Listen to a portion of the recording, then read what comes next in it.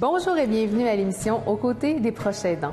Faisant preuve d'un grand don de soi, le proche aidant pense souvent au bien-être des autres avant le sien. Pourtant, pour avoir la capacité d'aider, il faut d'abord veiller à sa propre santé physique et psychologique. Sinon, lorsque l'énergie nous manque, il devient de plus en plus difficile d'aider un proche en perte d'autonomie. Mais comment trouver le temps de prendre soin de soi lorsqu'on est proche aidant? Pour nous aider à répondre à cette question, nous recevons aujourd'hui la kinésiologue Lynn Ferroni qui va nous rappeler comment l'activité physique peut nous aider à recharger nos batteries. Puis, Marie-Pierre va nous présenter un outil qui aide les proches aidants à s'offrir du temps. Un outil fort intéressant. Bonne émission!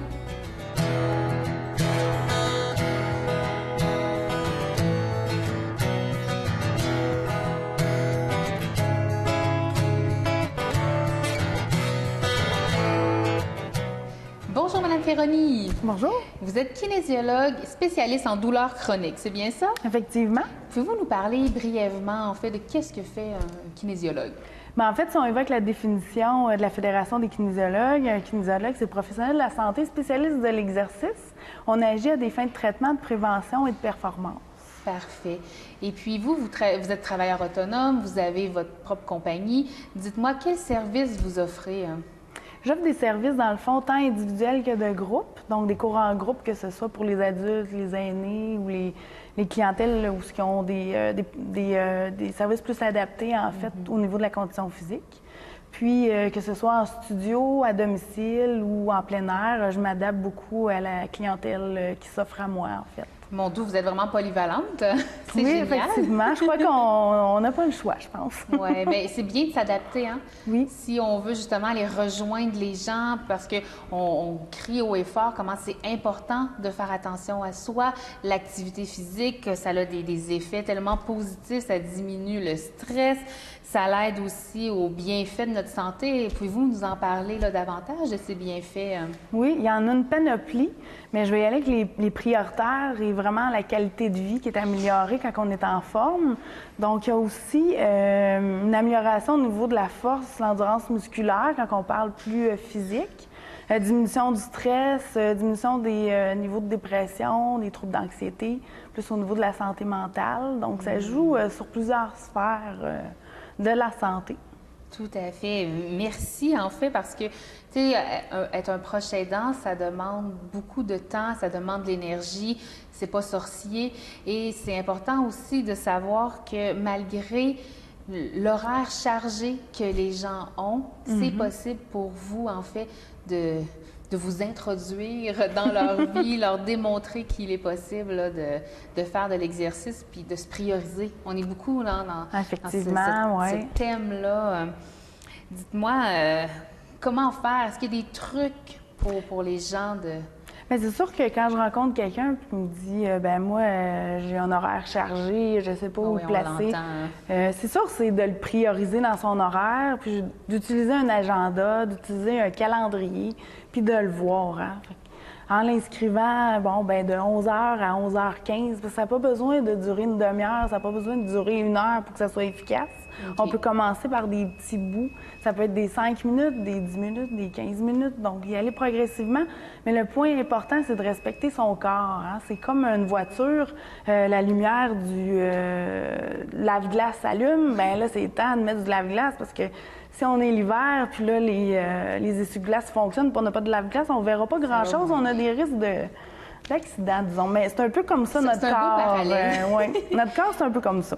Et là, je vois que vous avez apporté différents outils et j'ai envie de vous demander, c'est ça, est-ce qu'on pourrait regarder ensemble des exercices à faire? Mais bien sûr, ça va me faire plaisir. Madame Ferroni, advenant le cas, si je me mettais dans la peau d'une personne proche aidante qui a peu ou pas de temps, qu'est-ce que vous pourriez me conseiller? Quel exercice ce serait possible de faire à la maison? En fait, je vais vous en présenter trois exercices faciles que vous pouvez faire à domicile, très accessibles. Le premier, c'est pour travailler le bas du corps. Donc, vous pouvez le faire avec ou sans charge. Je vais donner des poids à Marie-Pierre. Donc, on s'installe devant la chaise. Ah, vous en prenez pas, vous? Non, bien, c'est pour bien vous le montrer. Donc, on vient s'asseoir sur notre chaise. Ça peut être votre sofa aussi. Mais la chaise est plus solide, disons. Et vous pouvez faire ça pendant une pause à la télé. Donc, 15 répétitions comme ça. Donc, tout en gardant le sourire. En gardant le sourire. C'est bon. Super. Est-ce que vous avez un autre exercice que je pourrais essayer? Oui. Pour travailler les bras, donc aller travailler l'endurance, la force au niveau des biceps. Merci. Donc, voilà. On vient installer une bande élastique en dessous d'un de nos pieds. Les paumes de main sont vers l'extérieur comme ça. Ici, on garde les coudes collés et on vient faire des flexions avec les bras. Combien on doit en faire? Donc, on peut y aller de 10 à 15 répétitions. Vous pouvez les faire aussi avec des poids. Je vais vous montrer l'alternative si jamais vous avez des poids. C'est la même chose. Vous pouvez utiliser du canage et vous pouvez utiliser des bouteilles d'eau que vous pouvez remplir d'eau ou de sable. Est-ce que la vitesse est importante? Oui, donc on contrôle bien son mouvement. Je vous en montre un petit dernier. Un petit ballon que vous pouvez vous procurer au Dollarama, $1, pas trop dispendieux. On vient s'asseoir. On me parle toujours de l'intérieur des cuisses, hein? Souvent on veut travailler ça. Le petit mou qu'on appelle. En plein ça. Mais là, c'est pour aller chercher du tonus, de la force au niveau des cuisses. On vient faire une pression, en fait, contre le ballon. Je vais te laisser l'essayer. Les gens à la maison, préparez-vous. Donc, on vient pousser contre le ballon afin de faire travailler les muscles adducteurs à l'intérieur des cuisses. Donc, c'est 3 exercices, une petite routine qui peut durer une dizaine de minutes, même pas. 2 à 3 séries de 10 à 15 répétitions. Si, advenant le cas, j'aurais envie de participer à une de vos activités. Oui, moi, je vous propose en fait le cube de marche de Victoriaville. En fait, c'est gratuit et accessible. Vous n'avez pas besoin de vous inscrire. C'est 45 minutes de marche. Vous allez avoir tous les détails sur le site Internet de Kin Santé. Merci beaucoup, Mme Ferroni, d'avoir pris le temps de nous montrer des exercices simples, mais à la fois exigeants. Et puis, d'avoir pris aussi le temps de nous expliquer tous les avantages de prendre soin de soi par l'exercice, par l'activité physique, en fait. Merci beaucoup, c'est bien gentil. Ça m'a fait plaisir, merci. Marie-Pierre, tu vas maintenant nous présenter un outil pour se remettre à l'agenda. Parce que quand on est proche aidant, c'est pas toujours facile de prendre du temps pour soi. Effectivement. Ce que j'aime proposer aux proches aidants que j'ai la chance de rencontrer, c'est une façon de pouvoir prendre soin de vous. Mais pour prendre soin de soi, c'est important aussi de savoir qu'est-ce qu'on aime faire. Parce qu'on doit aller ressourcer nos énergies. Comme par exemple, je suis une personne qui aime beaucoup l'artisanat. Alors, ça va être de trouver du temps dans ma semaine ou dans mon mois. Ce que je souhaite, c'est que vous vous fixiez des objectifs qui sont réalistes. Si vous vous dites, je vais faire 30 minutes d'activité physique ou 30 minutes de lecture par jour, sachant que vous avez quelqu'un, que votre aidé est à domicile et que ça demande beaucoup de soins, c'est plus ou moins réaliste. Alors, c'est d'y aller vraiment en fonction de votre horaire. Idéalement, c'est du moins une fois par semaine de pouvoir prendre du temps pour vous, mais ce temps-là, vous pouvez aussi le diviser. Peut-être feriez-vous du temps pour vous 15 minutes le lundi, un autre 15 minutes le vendredi, ou ça peut être aussi d'y aller avec moi, j'utilise le Ripi pour avoir ma journée du lundi à moi, par exemple. C'est vraiment personnel à vous. Et c'est de trouver qu'est-ce que vous aimez. Je vous ai dit que j'aimais l'artisanat. Alors, de mon côté, je prends au minimum 30 minutes dans ma fin de semaine pour pouvoir me permettre de me laisser aller dans ma création. J'aime beaucoup peinturer. Alors, ça me permet de vider toutes mes énergies négatives autour de moi pour penser seulement à moi. Et je vous dirais que c'est très positif parce que lorsque je retrouve les personnes avec qui je vis, j'ai un peu plus d'énergie et c'est ce que je vous conseille de faire. Vous pouvez aussi toujours venir me rencontrer au bureau. Je vais pouvoir regarder une méthode qui va vous convenir à vous.